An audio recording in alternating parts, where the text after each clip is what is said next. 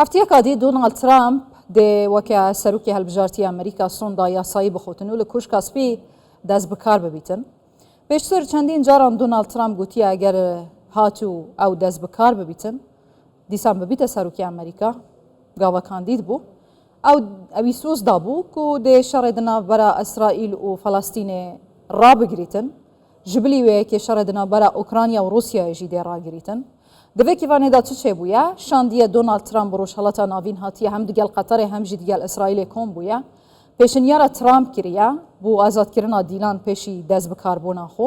ji aliyekêdin pêşinyar kiriye ku İsraîl serbazên xwe ji Xezayê derbêxîtin ji xwe ev yek ji mercên tevgera Hemas e bo azadkirina dîlên İsraîlê.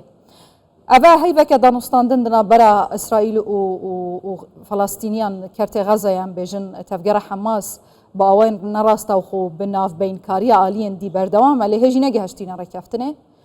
ya çaf lê ev ye dibêjin nêzîkin li rêkeftinê lê rêkeftin bi çi rengî ew kengî dihête jêbejêkirin aya pêşî hatina Donald Trump ev prose dê ser bigirît yan jî paşî wê dê çi bihête kirin ji hêjaya Emer El-Ghol şîrovekerê siyasî ji Ramallah dipirsim hêjaya Emer ti bi xêratiya Kurdistan 24 çaf lê ne Donald Trump bihête koşka spî heta ku şerê di nav bera İsraîl û tevgera Hemas li Xezayê rawestît ev hîviya çêbûyî mumkin e bibîte waqih û şer rawestît. مساء الخير لك بەڵێ ئێوارەیە ئەو بینەرانی کوردستان 24 باش زۆر سپاس. كردستان وفي العالم حسب تصريحات الرئيس بە گوێرەی لێدوانەکانی سەرۆکی داهاتووی ئەمریکا دۆناڵد ترامپ دۆناڵد ترامپ دەڵێ من کار بەوە دەکەم کە ئەم هەنگاوە بەزێ بگەێنم واتە بە ئاگربەست و کشانەوە بگەم لەبەرەوەی ئەو دوێنێ و پێشتریش ڕاوێژکاری خۆی بۆ ڕۆژەڵاتی ناوەڕاست نردووە ئەو ڕاوێژکارە چاوی بە وەزیری دەرەوەی قەتەر و سەرۆک وەزیرانی ئیسرائیل بنیامین نەتانیاهو کەوتووە بۆ ئەوەی کە بەیەکەوە بتوانن کە گرێبەستی یاخود گۆڕینەوەی دیلەکان واژۆ بکەن و بۆ ئەوەی شار لە غەزە بە یەکجاری بۆستێنن. بەڵام تاکو ئەم ساعتە هەرچەندە کە باس لە گەشتبینی دەکرێت و هیوا بەوە هەیە لە نێوەندە ئیسرائیلەکان و لە نێوەندە عەرەبی و نێودەوڵەتیەکان بەوەی ئەم جارە هەوڵەکان سەرکەوتوو بن بەڵام تاکو ئێستا هیچ شتێک ڕووی نەداوە هیچ شتێکی فەرمی نییە بەڵام دەبێ لەم نێوەندەدا کەوانەیەک بۆ هیوا بکەینەوە و چاوەڕێ بکەین کە گۆڕانێکی جۆری لەم بابەتە ڕوودا بە تایبەتی کاتێک دۆناڵد ترامپ پۆستی سەرۆکایەتی دەگرێتە دەستووە سوێندی یاسایی دەخوات لە کۆشکی سپی بۆ جاری دووەم. باشە سەردەما یەکەم یا دۆناڵد ترامپ لە کوشکا سپی ji بۆ فەڵاستینیان سەردەمێکە زێڕین نەبوو هین چاوەڕێتکەن بە vê rawestandina şer ya cûriya Cenab-ı Hewajê bêjîtin kêşeya di navbera tevgera Hemas û İsraîlê bi taybetî li ser vî şerî bi yekcarî mayînde bîtin?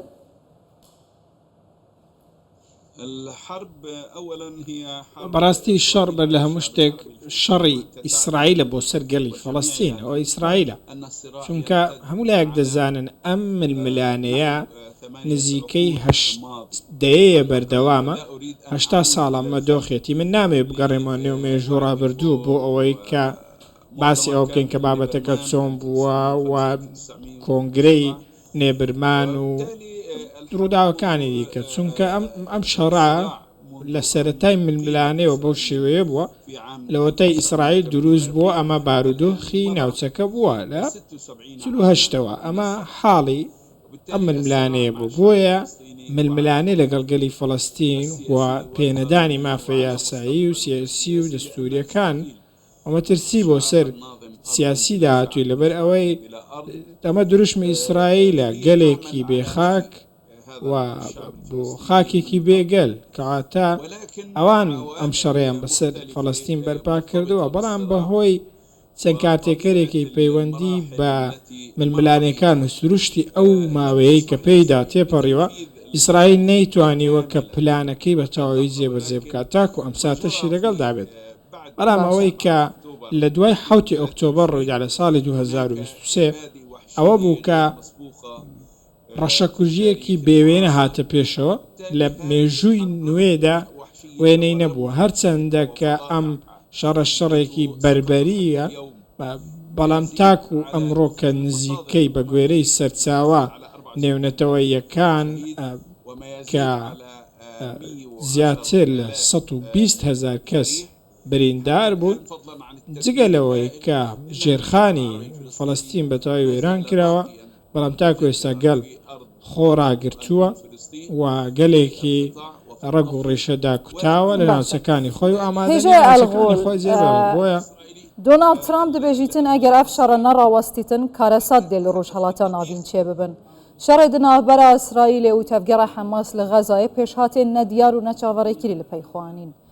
ئەم نابێژین بوێڤە گرێدای لە ڕاستاخو نەڕاستاخۆ باندوڕاوێ هەبووە ڕژێمەکە 54 ساڵی لە سووریایە ڕۆخا نەدیارە سبە ڕۆژە گرۆپێن چەکدار لە عێراقێ دێچلێ بێت حتا ڕادەیەکێ زۆر ئیران هاتیە لاوازکردن دەستێوەردانên wê divê navçeyê de ji hêleke din hêrişên berdewamên yên İsraîlê li ser Hûsiyên Yemenê aya bi rastî jî ew axeftina Serokvezîrên İsraîlê Binyamin Netanyahu gotî bi destpêkirina vî şerî nexşeyê Rojhelata Navîn dê hête guhartin em ber bi guhartina nexşeyê Rojhelata Navînin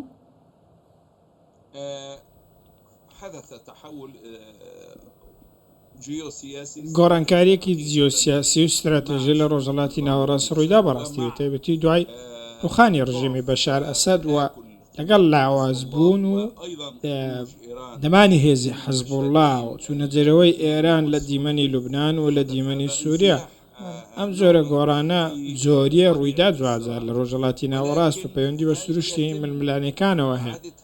بەڵام ئایا جارێکی دیکە پەیکەربەندی ناوچەکە بە گوێرەی بەرژەوەندی و دیدگای ئیسرائیلەکان دادەڕێژرێتەوە بە تایبەتی دیدگای ئیسرائیل و ئەمریکا دەبێت ئەوە بزانین کە لەگەڵ دەستپێکردنی شەڕی ناوخۆ لە لوبنان قسە لەبارەی ئەوە دەکرێت کە پەیکەربەندی ڕۆژهەڵاتی ناوەڕاست یاخود نیشتیمانی عەرەبیدا بڕێژرێتەوە و دابشکرا و دووبارە دابش بکرێتەوە بەڵام تاکو ئەم ساتەش هیچ کام لە سیناریۆکان سەرکەوتوو نەبوون ئەگەری هەیە ئەگەر بێت و بارودۆخ بەم شێوەیە بەردەوام بێت من پێم وایە گۆڕانکاریەک ڕوودەدات و ئەو گۆڕانکاریە لە نەخشەی وڵاتانی ڕۆژهەڵاتی ناوەڕاست دەبێت چونکە ئەمە ئەگەرێکی کراوەیە کە گۆڕانکاریە خودپەرستەندێکی لەم شێوازە لە ڕۆژهەڵاتی ناوەڕاست ڕۆ بەدا بە تایبەتی کە کۆدەنگی هەیە کۆدەنگێکی جیاواز هەیە لە ویلایەتە یەکگرتووەکانی ئەمریکاوە دەست پێ بکە بە هەردوو ئیدارەکەی و بایدن و ترامپ و لە دۆنالد ترامپ کە دێتە سەر حکوم و یەکێتی ئەوروپا وڵاتانی دیکە جگە لە رووسیا لە چین وڵاتانی دیکە و جەمسەرەکانی دیکەی جیهان بەوەی کە پێویستە ئیسرائیل بە تەواوی لە فەڵەستین بکشێتەوە و فەڵەستین ببێتە دەوڵەتێکی سربەخۆ بە گوێڕەی نەتەوە یەکگرتوەکان کە زیاتر لە 1000 بڕیاری نێودەوڵەتی لەو بارەیەوە دراوە لە نۆڤێمبەری ساڵی 1949 بۆیە ئەم جۆرە گۆڕانکاریە دەکرێت ڕۆ بدە هەر ساتێکدا بێت لە ڕۆژهەڵاتی ناوەڕاستە لەوانەیە ئەمە لەگەڵ بەرژەوەندەکانی ویلایەتە یەکگرتووەکانی ئەمریکا بگونجێت و بۆ ئیسرائیلش گونجاو بێت بەڵام بێت چاوەڕێ بکەین تۆزێک بۆ بزانین کە ئەم قۆناغا سەروسیمە بە شێوازێک دەبێت چونکە قۆناغێکی چاوەڕێکراوە ئەو نەخشەیە پێشی چەند هەیڤ نەتانیاهۆ لە ئەنجومەنی ئاسایشە ناودەوڵەتی بلند کردی ئەو وڵاتێن هەڕەشانە لەسەر ئەمن و ئاسایشە ئیسرائیلێ ئارمانجاوانە ji aliyeke diye ew nexşeyê berî çend rojan parvekirî bû cihê nerazîbûna çendîn welatên erebî û navçeyê. Ev guhartinên cenabê hewa dibêjît mumkin e çê bibin li nexşeyê rojhelata navîn. Aya biryara welata zilhêzên cîhanê ye yan jî sîstemên diktatûrî û neadîlaneyên vê navçeyê ne. Dêvan guhartina çêke.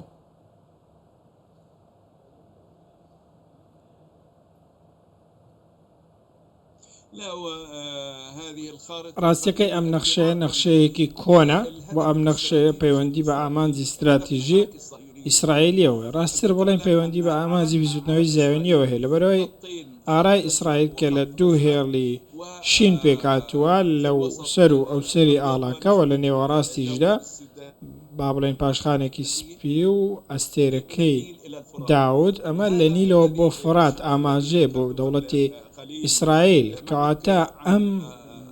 جۆرە کە دروشمەکەشیان گەلێکی بێخاک بۆ خاکێکی بێگەل ئامانجەکەیان ئەوەیە کە خاکی بەڵێندراو کە ئەوان بۆ خۆیان باسی دەکەن لە نێوان نیل و فڕات ببێ بە خاکی ئەوان هەمان ئەو نەخشەیە کە بنیامین نەتەنیاهو بەرزی کردەوە پێشتر لە پاریس سمۆتریش بەرزی کردوتەوە و ئێستا لەسەر دراوی ئیسرائیل ئەو نەخشەیە کێشراوە لەسەر یەکێک لە دراوەکانی ئیسرائیل کە مامەڵی پێوە دەکرێت ئەمە پلانە بەڵام ئەوەی کە بە ئازادی ئاماژە بەو پلانە بکە بەرهەمی ئەو گۆڕانکاریانەیە کە لە پەرسەندەکانی ناوچەکەەوە پاشدا چوونی هێزە عەرەبیەکان کەوتۆتەوە لەبەرەوەی ئێمە دەشێت ئەوە بڵێن لاوازی سیستمی فەرمی عەرەبی و نەبوونی توانا لەلایەن وڵاتانی عەرەبی و هاو ئاهەنگیکردن هەندێک وڵاتی عەرەبی لەگەڵ ئیسرائیل خود لەگەڵ پلانی زای و ئەمریکی ئەمە بەرهەمەکەی بووە کە ئەو بێ بەو شێوازە باسی نەخشەکە بکات ئایا نەخشەکە بەدی دێت تاکو ئێستا ئەوەی هەیە ئەوەی ئێمە دەیبینی من پێم وانە بتوانن نەخشەیەکی لەو شێوەیە بەدی بێنن ئەگەری هەیە چونکە ئەگەر بارودۆخ بەم شێوەیە لە دۆخی عەرەبی داڕما و بەو شێ بەردەوام بێت ئەگەری هەموو شتێکێ دەکرێت هەموو شتێک ڕوو بدات بەڵام وەکو دەزانن گەلان هەمیشە وابوون ئەمە هیوا خواستن نییە بەڵام سروشتی ململانێ لە نێوان وڵاتانی جیهان و هێزە زرهێزەکان و هێزە ئیمپریالیەکان هەمیشە ئەوە بە کە گۆڕانکاری گەورە لە بەرژەوەندی گەڕ ڕوو دەداتنەوەک لە بەرژەوەندی هێز گەلێک سپاس هێژای عومەر ئەلغوڵ شروڤەکاری سیاسی ژێ ڕامەڵە تو هەر هەبی